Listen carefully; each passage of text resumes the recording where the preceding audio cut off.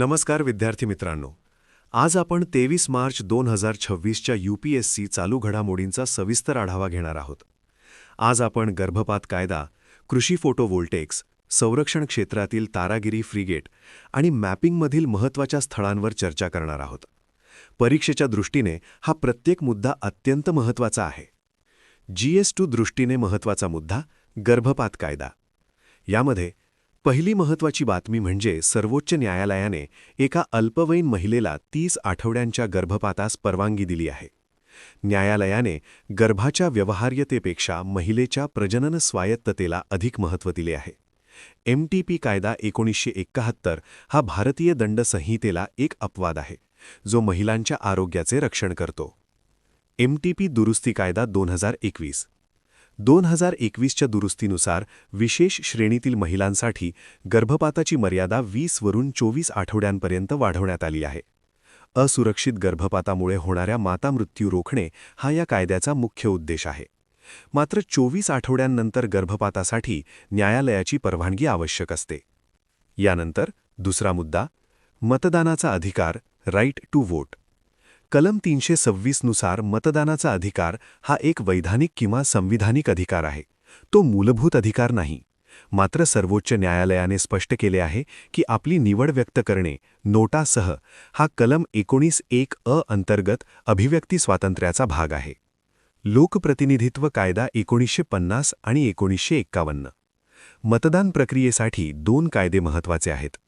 1950चा कायदा मतदार नोंदणी आणि पात्रतेबद्दल सांगतो, तर 1951चा कायदा प्रत्यक्ष निवडणुकांचे संचालन, उमेदवारांची पात्रता आणि भ्रष्ट पद्धतींवर नियंत्रण ठेवतो. लोकशाहीच्या बळकटीकरणासाठी या तरतुदी अत्यंत आवश्यक आहेत. यानंतर GS3च्या दृष्टीने महत्त्वाचा मुद्दा, कृषी फोटोव्होल्टेक्स. आता वळूया शाश्वत शेतीकडे. AGPV हे एक असे तंत्रज्ञान आहे जिथे एकाच जमिनीवर शेती आणि सौर ऊर्जा निर्मिती केली जाते. यामुळे जमिनीची उत्पादकता 60 ते 70% वाढू शकते. सौर पॅनलमुळे जमिनीतील ओलावा टिकून राहतो आणि बाष्पीभवन कमी होते. ऊर्जादाता शेतकरी आणि नेट झिरो लक्ष्य. भारताला 2070 पर्यंत नेट झिरो ग्रामीण अर्थव्यवस्था बनवण्यासाठी AGPV अत्यंत महत्त्वाचे आहे. यामुळे शेतकरी केवळ अन्नदाता न राहता ऊर्जादाता बनतील. तथापि उच्च भांडवल खर्च आणि ग्रीड कनेक्टिव्हिटी ही या क्षेत्रातील प्रमुख आव्हाने आहेत. यानंतर पूर्वपरीक्षेच्या दृष्टीने महत्त्वाचे मुद्दे. 1. ऊर्जा पाईपलाईन, IPI आणि TAPI. भारताच्या ऊर्जा सुरक्षेसाठी इराण, पाकिस्तान, भारत आणि तुर्कमेनिस्तान, अफगाणिस्तान, पाकिस्तान, भारत या दोन पाईपलाईन प्रकल्प महत्त्वाचे आहेत. मात्र भौगोलिक राजकीय तणावामुळे या प्रकल्पांचे काम रखडले आहे. भारताला स्वच्छ ऊर्जेसाठी नैसर्गिक वायूचा पुरवठा वाढवणे गरजेचे आहे. यानंतर 2. EVM आणि VVPAT रँडमायझेशन.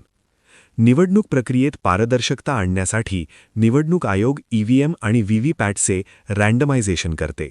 याचा अर्थ असा की कोणत्या मतदान केंद्रावर कोणते मशीन जाईल हे संगणकीय प्रणालीद्वारे शेवटच्या क्षणी ठरवले जाते, जेणेकरून कोणत्याही प्रकारचा फेरफार करणे अशक्य होईल.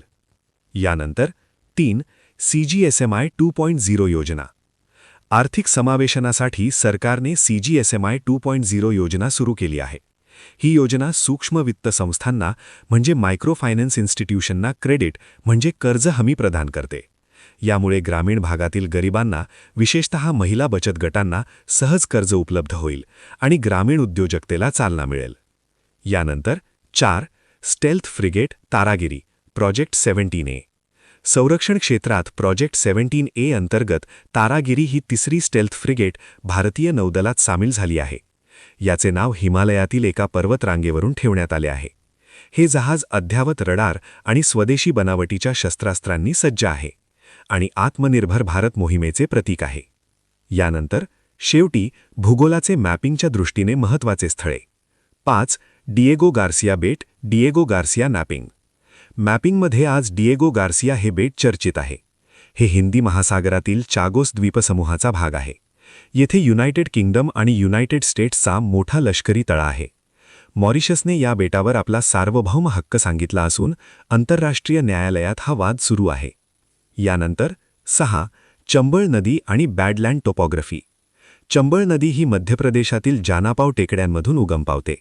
ही नदी तिच्या रॅवाईन्स म्हणजे घळींसाठी प्रसिद्ध आहे, ज्याला बॅडलँड टोपोग्राफी म्हणतात.